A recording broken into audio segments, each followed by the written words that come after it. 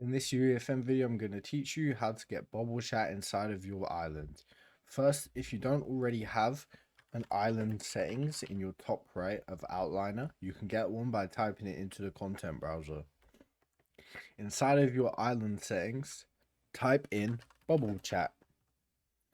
You will see you have to enable this setting. Inside of bubble style, there is quite a few to choose from. I'm going to show you each different style right now.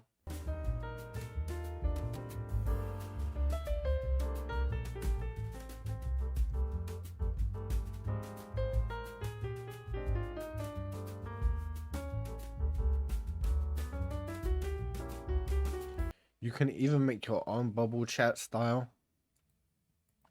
I haven't figured out how to do that yet, so I won't be doing that. Then bubble maximum range, you can change how far you want this text to be seen from. Use creator code GISMO in the Fortnite item store. Subscribe to my channel. And if you're an absolute beginner, I have a link in the description that will help you start making your first maps inside of UEFN and Creative.